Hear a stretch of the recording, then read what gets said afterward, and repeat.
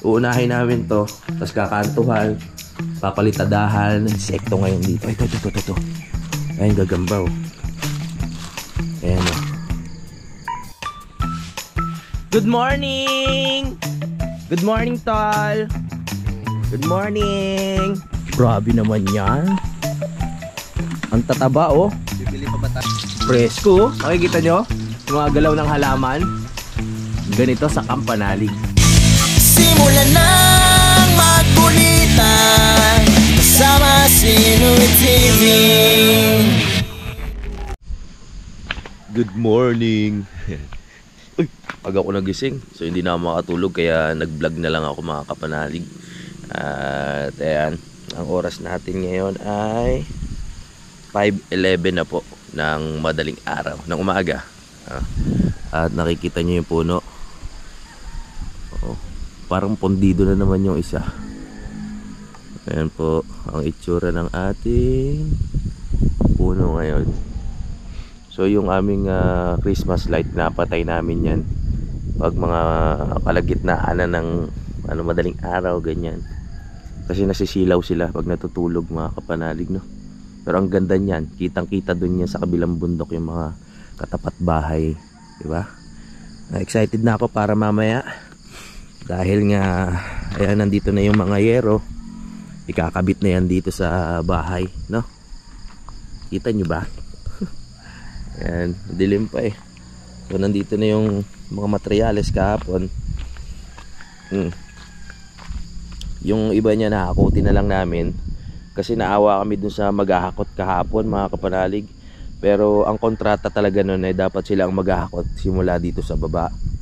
Problema lang, naawa kami kasi ang bigat nung bawat isang yero pwedeng kayanin ng isang tao, kaso pahirapan pababa kasi ang kapal talaga, mga kapanalig, nung yero.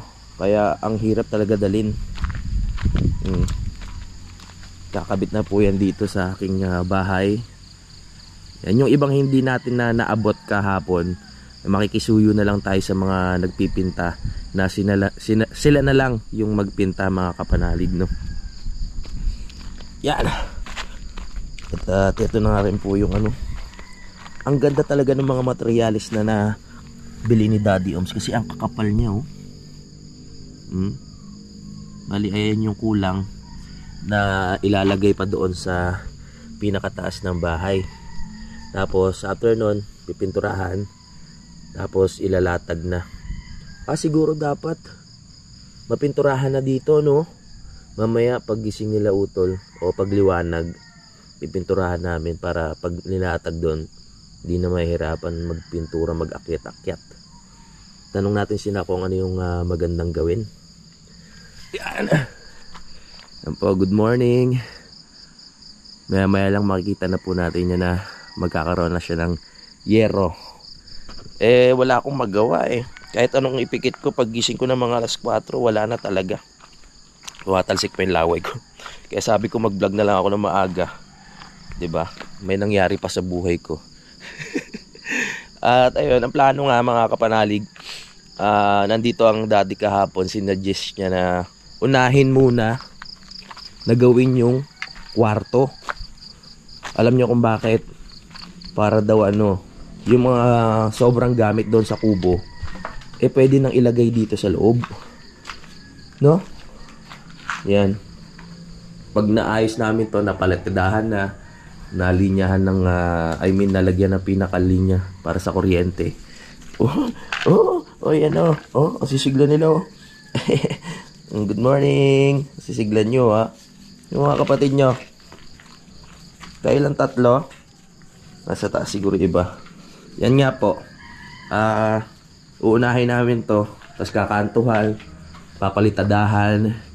After nyan, kung wala pang pangbintana, ilalagyan muna namin ng mga harang, no? Katulad ng tolda, pwede naman yun, or kawayan. Tapos dito na namin ilalagay yung mga gamit na sobra nga na nakalagay sa kubo para lumuwag kami doon at mas umaliwalas. Wala na magiging problema kasi may bubong na naman po. Kahit umulan, hindi na mababasa yung mga damit at yung mga importanteng gamit dito. Yan. sakto na yung semento kasi meron pa kami natitirang semento doon sa taas na bali 8 piraso. So, pwede na namin ipauna tong kwarto. Nga, para malagay na yung gamit dyan.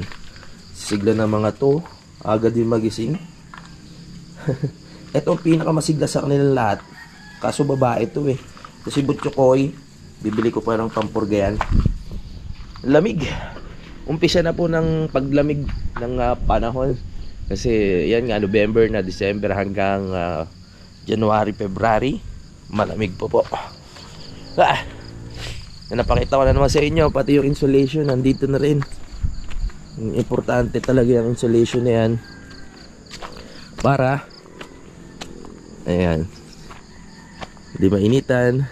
At ang ating stainless na napakakapal. Kapal din yan, no? Diba? Solid.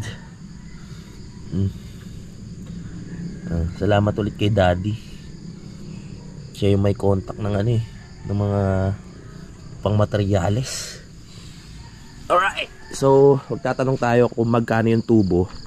Kasi isasabay na rin natin yung pagbili ng tubo para doon sa alulod. So, naisip namin na baka pwedeng medyo nakarekta doon sa may bandang banyo para pwedeng maipon yung ulan, di ba? Pambuhos ng inidoro, pwede na. Ganda ng langit, oh. No, kakaiba, no? Nakita nyo? Ang ganda ng langit. Siyempre, ang ganda rin ng ilaw dito. Lalo na pag dumami pa yan. Bahala ko kasing paramihin pa yan, mga kapalalig, para talagang sobrang liwanag dito. At kahit nasa kabilang bundok ka, talagang agaw eksena itong mga ilaw. Yan, banda dito na amin ipapalagay yung tubo. Bawal dito. Dito namin ipapalagay yung isang tubo banda dito para ang bagsak dito sa malapit sa banyo. Sumusunod na sa akin itong mga tuta na to. Parang nakakalungkot na kung ipapamigay, you know? Kasi hindi naman kaya, sobrang dami. Okay, at ito pa isa. Hanggang sa banyo, sinusundan nyo ako, ha. Oh, training yan. Oh. Maagang maaga training. Ito, masigla talaga to. Yan, very good. Balik na doon.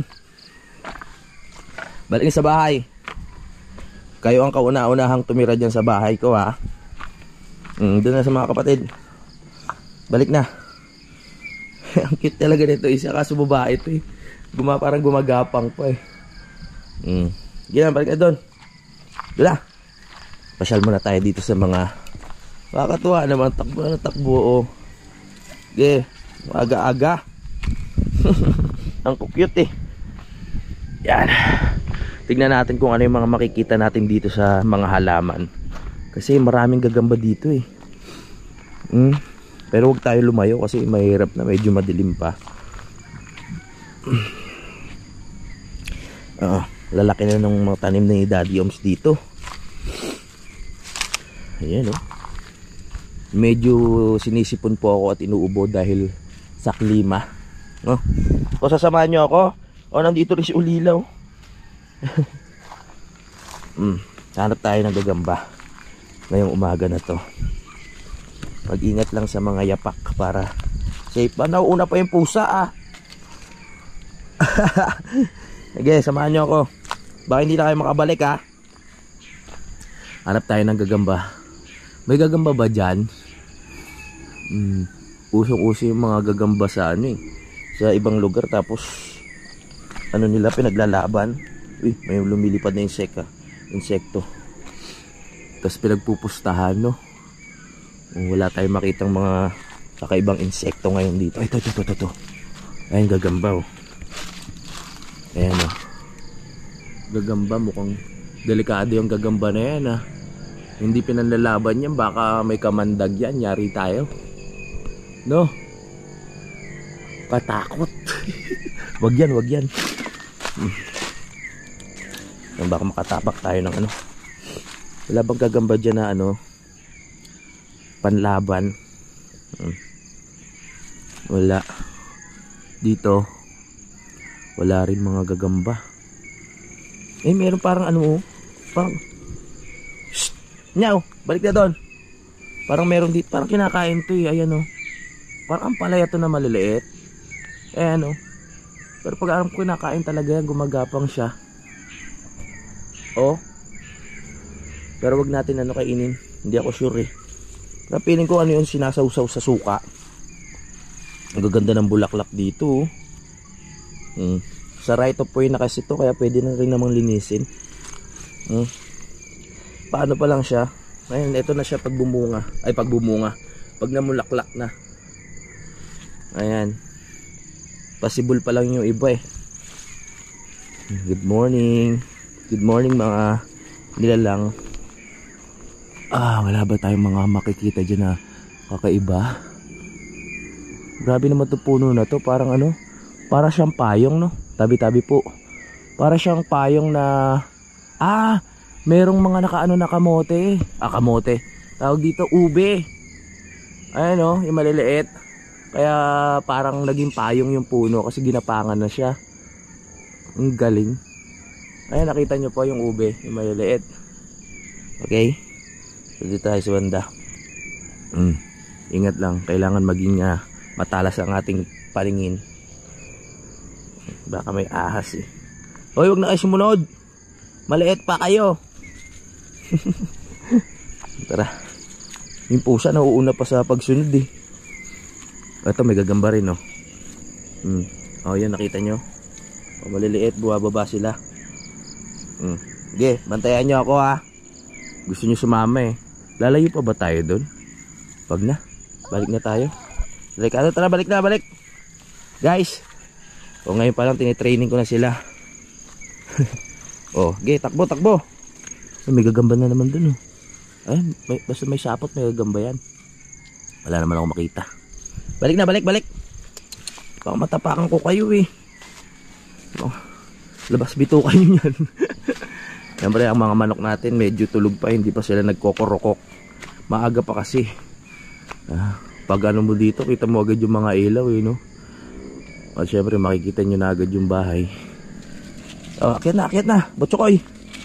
Sipag na Butchokoy, mo ka masigla ka ngayon ha. Wala ka bang bulati sa tiyan? Tara na. Meron pa tayong isang buhangin na hindi dumadating. Kaya ano na yun, tatawag na lang tayo pag kailangan na. Sa ngayon, hindi pa naman kailangan. Yung buhangin na yun, in order namin pang na siya, pang palitada. Ito kasi medyo mabato, kaya talagang binibistay pa namin talaga ng todo. Siglan nyo ha. Okay tayo. Tulog pa yung dalawa kong kapatid eh. Sarap matulog. Hindi ko alam kung anong oras dadating yung mga gagawa. Update ko na lang kay mamaya. Yung mga natin, ganda. Morado. Napakaganda nitong gawing bakod. Kaya sa mga yung may mga nasa province na yung wala pang mga murado, hanap kayo ng murado. Madali lang siya palakihin. Padamihin nyo. Ititrim ko pa to eh. Ititrim ko pa, medyo kalat na. Kakahingal yun ah. Good morning. Yan na. Sumisikat na po ang haring araw. Lumiliwanag na. Nice. Balik na tayo dito. May ako na lang po kayo update. Ito hindi pa ako maka-order ng halaman eh. Siyempre kailangan natin unahin yung mga importante. Ulit ko lang, medyo mapresyo din yung pagbili ng halaman na yun. Pero makikita nyo rin po yan pag okay na. Order tayo. 18 18 square meter, diba? So ang halaga ng halaman ay nasa 200 per 1 square meter kung di ako nagkakamali. Na yan na, maya papatayin na namin yan. Nakukita na ako sa mga tuta, pero ang nagiging problema, natatakot ako sa nila, sa kagat o kaya sa kalmot. Sa nabotas, meron kaming aso. yung aso ni Budang, no? Hiningi niya sa mama niya. Pinaliwanag niya sa akin na hindi naman pala inborn sa aso o sa tuta na pag pinanganak siya meron na siyang agad rabies automatic. So yung rabies pala nakukuha yan sa kung merong rabies yung magulang, pwede mamana. At pwede rin kung yung aso laging gala na kung ano-ano yung kinakain, pwedeng magkaroon ng rabies. Pero mali pala yung nakasanayan natin na pagtuta malakas daw ang rabies kahit bata pa. Hindi po pala yun, no? Hindi inborn sa aso yung rabies na yan. So yung rabies ay virus na nakukuha sa mga germs, ganyan. Ayan ang pagkakapaliwanag sa akin ni Budang. Kaya okay na ako ngayon. Kasi nag-aalangan ako pag hinahawakan ko sila tas ang haba ng kuko. Konting kalmot lang, parang ang likot agad ng utak ko na baka marabis ako. Kaya ang rabies kasi ilang years yan eh. 'Di ba yung iba? Napaliwanag ko na naman yung dati na 17 years bago umakit sa utak tapos namatay dahil sa rabies. Kaya ayun, nag-iingat lang din ako. Pero yun ang pinaliwanag sa akin ni Budang, okay naman. At medyo hindi na ako natatakot. Lalo na pag lumaki sa inyo yung mga aso. 'Di ba? Lalo na kunyari yung aso lumaki sa inyo, hindi naman ganang lumalabas. Alagaan nyo lang sila. O tapos yung mga anak nila, walang mga rabies yun. No? Kaya kung makagat kayo ng mga huwag kayong mag-alala. Pero mas importante, napaturuan nyo pa rin yung mga alagaan yung aso para sure na sure kayo na wala kayong pangamba. Lalo na kung kasama nyo dyan sa bahay, lalo na kung meron kayong maliliit na anak, di ba? Hihintayin ko na lang sumikat yung araw kaysa bumalik sa higaan. Wala, kahit anong pikit ko, basta magising ako ng mga alanganing oras, hindi na ako makatulog. Kaya mas pinipili ko na lang na tumambay dito sa labas, tapos hintayin yung pagsikat ng araw. Hirap kasi yung nakapikit yung mata mo tapos gising yung diwa mo. Sarap ng hangin dito. Yan yung mga kapatid ko sa tent natutulog. Pero mas gusto niya sa duyan. Pero pag sumakit na yung likod niya sa tent, ayaw nila sa loob. Hindi ko alam kung bakit. Yung kuya ko sa lang din, tawag dito, sa duyan. Wala si Kadede. Umuwi si Kadede tuwing gabi.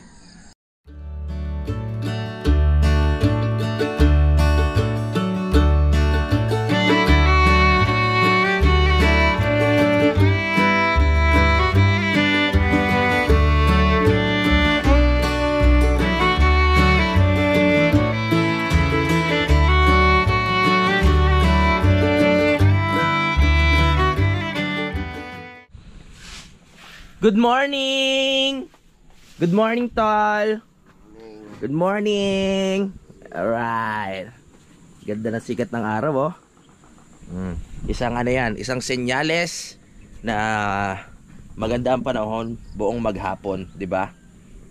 Alright. Hintayin lang natin yung mga gagawa. Siguro nasa na yun. Baka nasa biyahe o kagigising pa lang. Magagaling lang naman sila sa Alfonso, mga kapalalig, kaya medyo malapit-lapit lang naman dito yun. Mamotorin lang at nandito na sila. Suportahan na lang natin sila sa pag-angat ng mga yero at ayun, para ano na nila. Ay, hindi pala wini-welding yun. Tech screw pala yun. Not all, no? Tech screw. So meron na naman tayo dito. Kompleto na. Ang kulang na lang dito talaga yung pinaka tubo para sa alulod, mga kapanalig, ng aking bahay.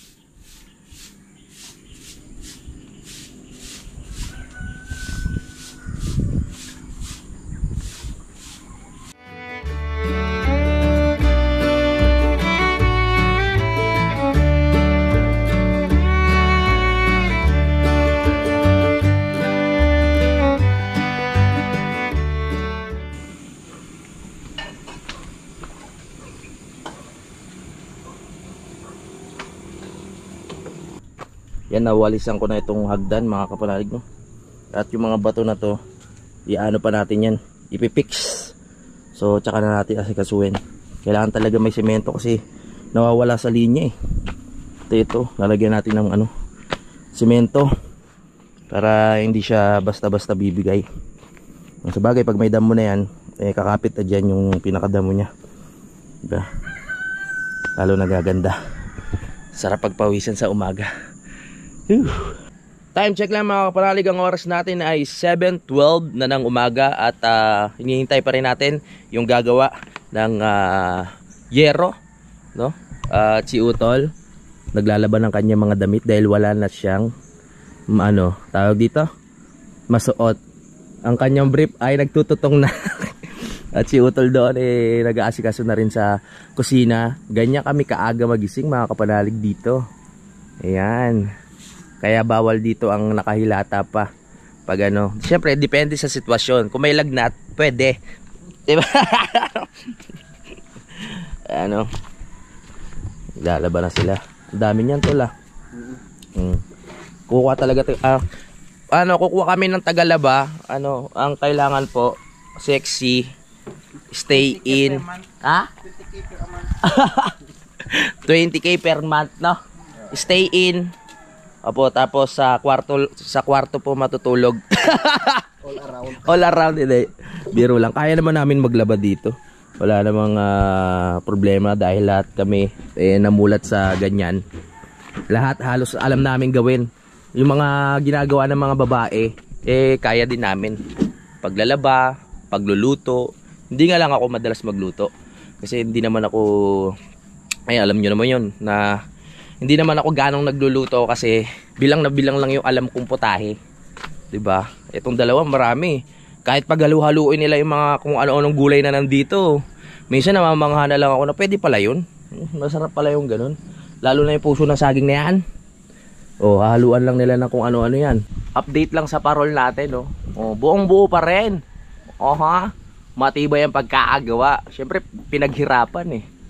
Oh, at siyempre sa parol, maraming salamat ulit kay Sir Kamario. Talaga lumiwanag ang buhay namin dito. At talagang nagkaroon ng sigla. May papakita ko sa inyo. Ano to, binuro. Masarap po ano to sa usawan. No? Ang babango ba to? Pwede ma... Downy? Ba't parang ano? May amag? May amag na to la. Pataba yan sa Pampataba pala yan sa halaman. Binuburo ni Utol. Maganda yan, maganda. Ayan palang discard. Anong halo to, tol? Ipay? Ipil. Tsaka kakwate. Yun pala ang halo nito. Tapos binuro niya. Parang meron ng amag sa loob eh. Ayun ba yung nagpapataba doon? Oo. Ayos. Ayun ang diskarte kung gusto nyo tumaba ang inyong halaman. Magburo kayo ng ipil at saka ng kakwate. Chat ko pala si Kadede kasi magpapasabay tayo ng pintura, yung pang primer. Nauubos na kasi mga kapanalig, no?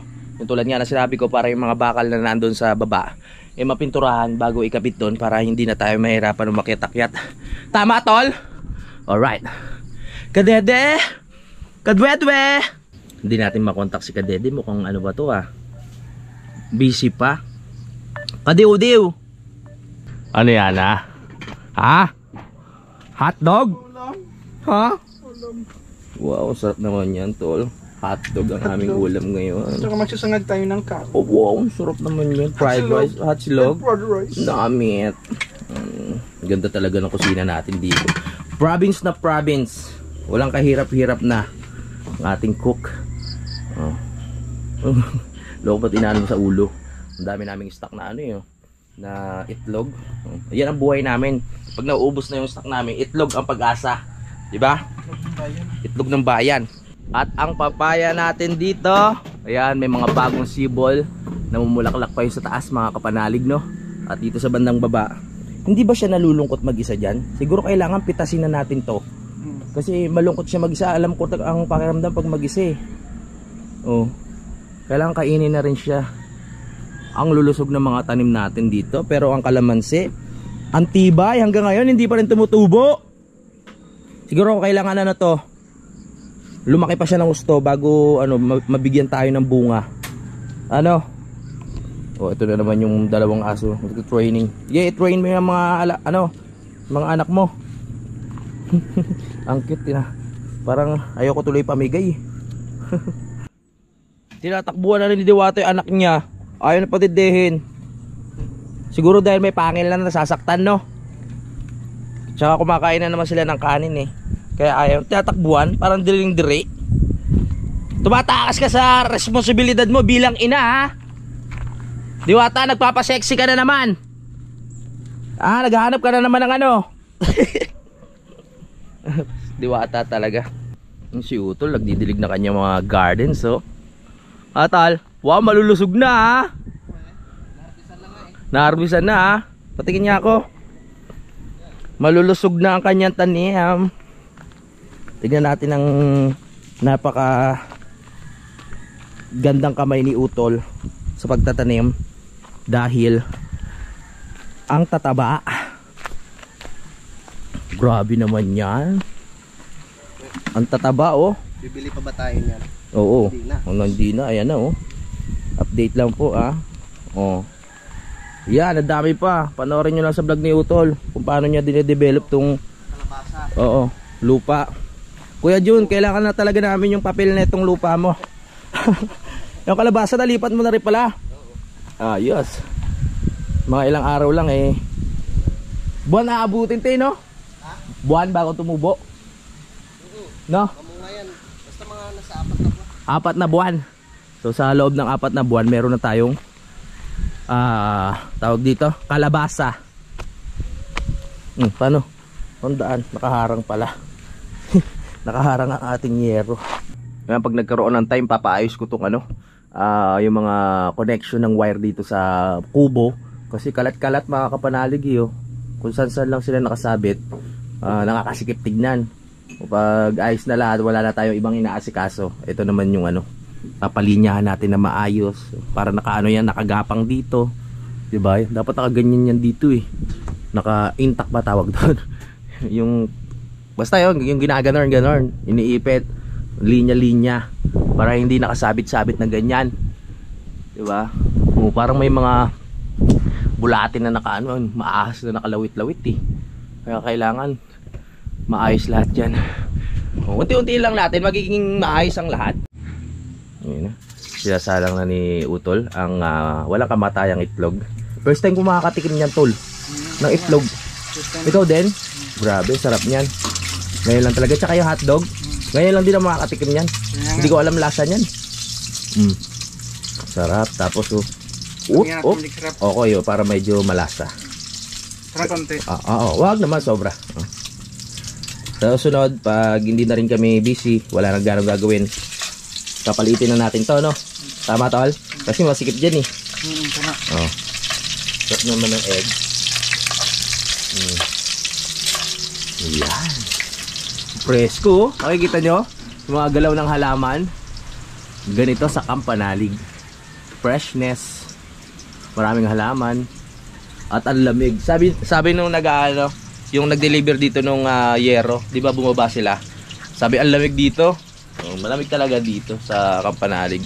Yo, nandito na sila kuya.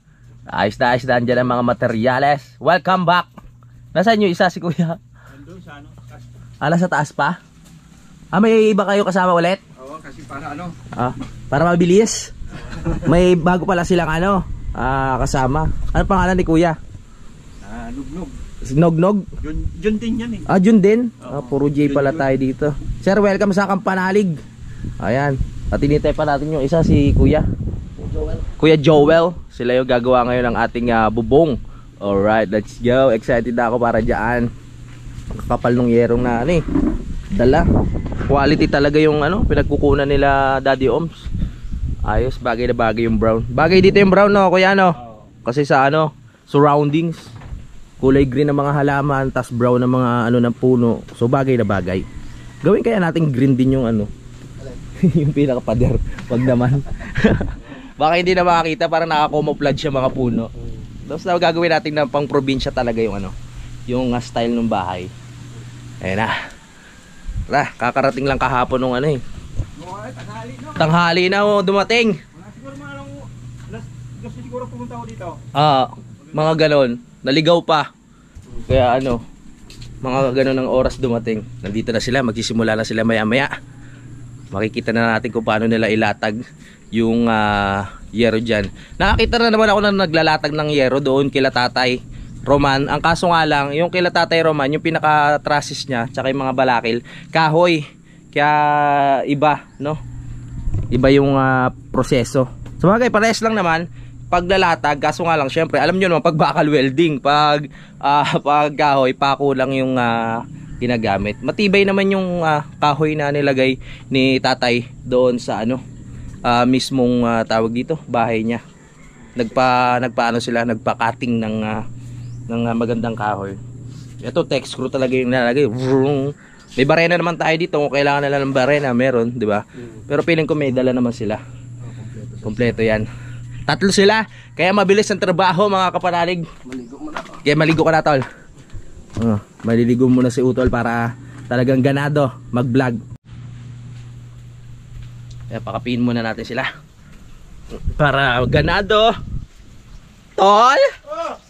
May space pa ba? Gumagana pa ba isa? Pwede pa, magrenta din yung isa. Paparent naman. Sagdagan ko lang ng tubig to. Sineset up na ni Kuya yung grinder. Pwede. Ako na ako siya kagabi. Okay na? Na ano na pala ni Sir, si Kuya. Nagawa ng grinder. Alright, magpapaalam muna ako mga kapanalig. Maraming salamat sa pagsubaybay at maraming salamat dahil nakarating kayo dito sa dulo ng aking video. Magkita-kita na tayo sa next update. I love you all. Lagi kayo mag-ingat. Simulan na magbulitan kasama si Nuit TV.